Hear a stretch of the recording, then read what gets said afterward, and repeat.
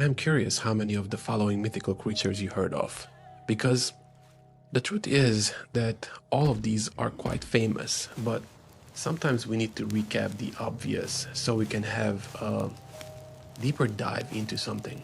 So let's start with Japan. The Botan Dōrō. Japan has a word about having sex with the dead, or just falling in love with a ghost.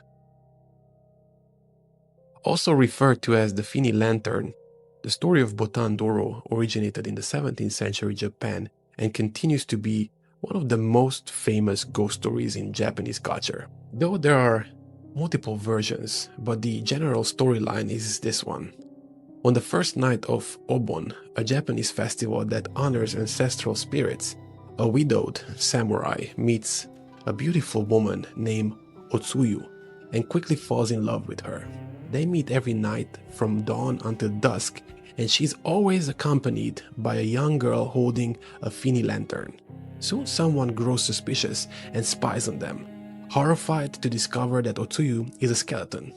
Though petrified, the samurai's love for Otsuyu is so strong that he ignores warnings to stay away and follows her to a grave in a temple. The next day, his dead body is found entwined with the woman's skeleton. This famous folktale has been the subject of many Japanese paintings and was also developed into a kabuki play. Now the next one is the Headless Horseman. The story of the Headless Horseman is surprisingly really common. From the German folktale by the Brothers Grimm to the Irish Celtic legend of Dullahan, a headless demon on a black horse. The most persistent American version of the myth is a loose adaptation of Washington Irving's 1820 story, The Legend of Sleepy Hollow, which draws from historical facts about the American Revolutionary War. Legend has it, during the Battle of White Plains, a Hessian artilleryman was decapitated by an American cannonball. He was buried hastily in the churchyard of Sleepy Hollow by his comrades. In the middle of the night, it is said that he rides out to seek his head or take anyone else's in his path.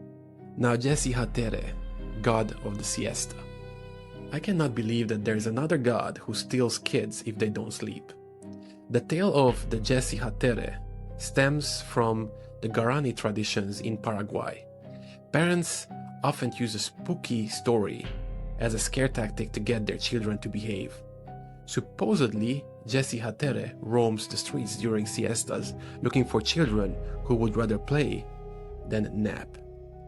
Most variations depict Jasy Jatere as a child himself with long, light-colored hair, but some say he is a small man who takes children prisoner before scooping their eyes out so they cannot find their way back home. Kids, please don't get your eyes scooped out and go back to sleep. You won't be able to sleep during the day once you start working. Jiangshi. You know, China has a vampire too, more known as the hopping vampire or Jiangshi. These stories existed since the Qing dynasty. The name translates as stiff body because the only way to commute is by hopping. It outstretches its arms and hides in coffins or unlit areas during the day. The pale, lifeless creatures are often depicted as rotting or decomposing and are believed to kill the living with one touch. It's told that it drains out the life force, the qi, of humans or animals, rather than the blood. Chinese residents who fear the dead place a 6-inch piece of wood at the bottom of the door to prevent them from entering their homes, because they cannot hop over that 6 inches. La Llorona. Mexico has so many powerful mythology stories, yet one of the most popular tales centers around La Llorona, which translates as the weeping woman. Though no one is certain from where the story originated, it has been haunting Mexican families since well before the Spanish conquest. You know, details vary from source to source, but the general idea is that La Llorona started out as a beautiful woman named Maria. After her husband left her, some versions say for a younger woman, she drowned her children in a river out of rage. Maria felt immediate remorse and threw herself into the river in an attempt to reverse her sins. Instead of finding forgiveness, she is cursed to walk riverbanks for eternity, where she kidnaps and drowns other children out of spite. It is said that if you hear her cry, you will soon encounter the same fate. La Llorona has been represented in many forms of Mexican art throughout the years, including film, poetry, theater, and literature. The Banshee. Did you ever hear about Ireland's famous death omen, the Banshee? This is Ireland's best-known spirit. This female figure roams the countryside and is said to wail as a warning that death is near. Though she does not cause death, her presence is believed to foreshadow death's arrival.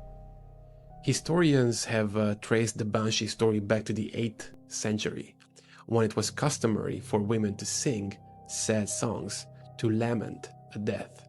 There are a few variations as to how the Banshee appears. Some depict her as a beautiful young woman with flowing white hair, while others describe an old woman with dirty, rotting teeth and long fingernails, traditionally associated with certain old Irish families like the O'Grady, O'Neill, O'Brien, Kavanagh, though the legend is widespread.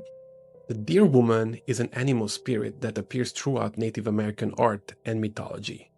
She's sometimes depicted in animal form, sometimes human form, and sometimes both.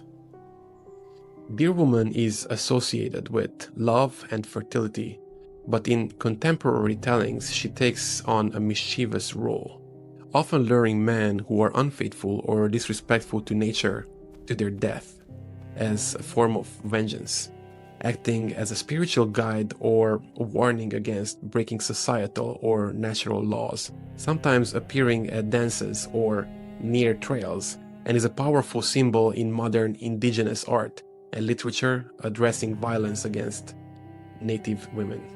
El Chupacabra. The legend of the Chupacabra began in Puerto Rico in 1995 after a series of attacks on livestock occurred. The animals appeared to be drained of blood, with a puncture wound around the neck. Though the description of the creature varies, it's said to have a forked tongue, large eyes, and alien-like quills. The tale of the Chupacabra eventually spread to the other parts of Latin America and even to the United States. It is still widely believed to be true. If you ever see a reptilian kangaroo-like creature with huge red eyes, large claws, and spines from neck to tail, is the El Chupacabra. Or a vampire? Hukai'po. If you're wandering around Hawaii in the middle of the night, you might meet the Hukai'po, the legendary night marchers.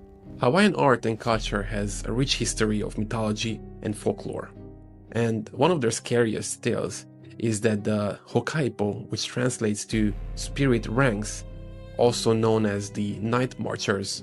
The Hukai'po are thought to be ghosts of ancient Hawaiian warriors who come out at sacred nights to reenact old battles, toting archaic weapons, helmets, cloaks, and raised torches. Anyone in their path risks harm, though it is suggested that you may be spared if you show proper respect to the marchers. So just stay back the same way you would do on a St. Patrick's parade in whatever, Charlotte. La Ciguapa. The legend of La Ciguapa is one of the most renowned in the Dominican Republic. Ciguapas are small feral women that inhabit the mountain areas, lurking in the shadows and waiting to capture lonely men. They appear to have extremely long hair that covers their thin bodies and backwards feet that leave misleading tracks. One of the earliest written accounts of these creatures appeared in novelist and poet Francisco Javier Angulo Gurridi's 1866 short story La Ciguapa, where he provides a lengthy description of the mountain women. Since they have been an important part of the Dominican Republic's culture and represented in mythical paintings and sculptures. But one is for sure, don't mess with women because they will La Ciguapa you up. Did you know that there is a lake in Transylvania that exists because of a girl's revenge? Well, in Transylvania, once there were two mountain peaks with two fortresses on top of those. Two lords lived there, both rich, arrogant, and always competing. During a wedding, the more arrogant lord wanted to humiliate everyone. He ordered a golden chariot for his bride, and instead of horses, 12 village virgin girls would pull it uphill. One of them was a girl named Anna, quiet, beautiful, and poor. The girls were whipped, and the steepest point, Anna collapsed. She didn't beg the Lord, she prayed. She called on Saint Anne and cursed the cruelty. The mountain shook, storms tore through the fortress. The ground split open and swallowed the wedding, the guests, and the chariot. When it calmed, a crater remained, filling it with water, said to be the girl's tears. That lake was named Saint Anna. A chapel soon rose by its shore, and pilgrims came to pray, believing that Saint Anna punished arrogance and protected the humble. If you ever go to Transylvania, go to this volcanic lake, because it's one of the coolest places on earth.